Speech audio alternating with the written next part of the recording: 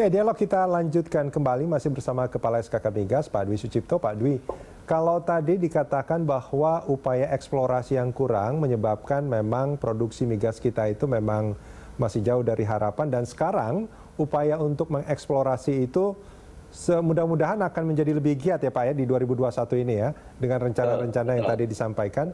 Sebetulnya yang menjadi kendala apa sih Pak dalam eksplorasi ini? Apakah karena memang mungkin teknologinya yang tadi sempat disampaikan sama Pak Dwi kita belum punya, apakah investasinya yang terlalu mahal atau bagaimana? Jadi ada beberapa hal Mas Rudi, kalau kita lihat tantangan dan apa yang diharapkan di industri migas ini. Jadi kalau untuk yang dieksplorasi, tentu saja ini salah satu hal yang apa namanya bisa kami sampaikan untuk di tantangan di industri migas ini.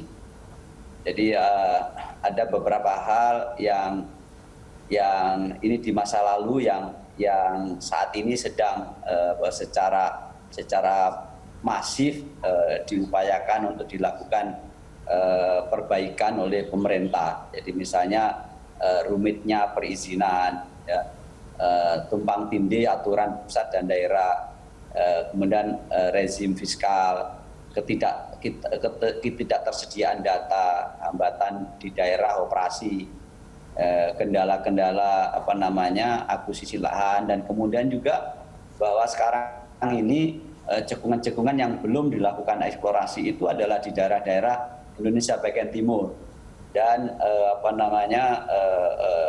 di laut-laut dalam di bagian timur yang infrastrukturnya memang tentu saja sangat kurang ya, sehingga ini, dan kemudian ketidaktersediaan data yang cukup membuat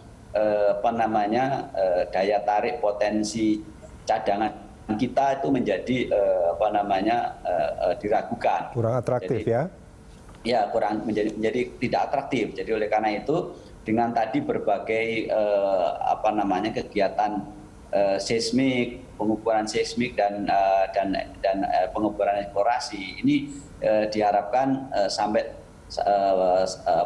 pemerintah memiliki arahan.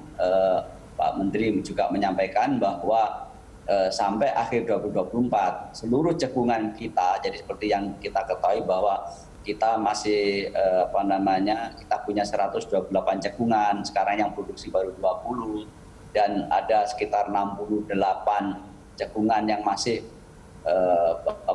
belum diapa-apakan. Ini kita harapkan memiliki data yang cukup lengkap, dan pemerintah sudah mengeluarkan kebijakan untuk keterbukaan data ini. Nah, ini yang diharapkan menjadi daya tarik bagi investor. Dan di akhir tahun di akhir Desember yang lalu tanggal 3-4 kita akan mengadakan international convention untuk migas Indonesia, dan itu luar biasa karena peserta lebih dari 12.000. Itu memberikan gambaran bahwa banyak pertanyaan, banyak keinginan tahuan dari investor di luar negeri untuk mengetahui sesungguhnya di Indonesia itu seperti apa, dengan kita angkat isu mengenai 128 cekungan yang menjadi potensi di Indonesia. Jadi oleh karena itu kalau kita lihat yang diharapkan oleh industri hulu migas mengenai kepastian hukum, ketersediaan dan keterbukaan data yang ini, dan kemudian fleksibilitas sistem fiskal saat ini sedang terjadi transformasi bagaimana menjamin keekonomian para investor dengan insentif-insentif yang fleksibel yang diberikan oleh pemerintah. Ini yang Pak Dwi, diharapkan semuanya akan memberikan daya dorong untuk terhadap eksplorasi di Indonesia.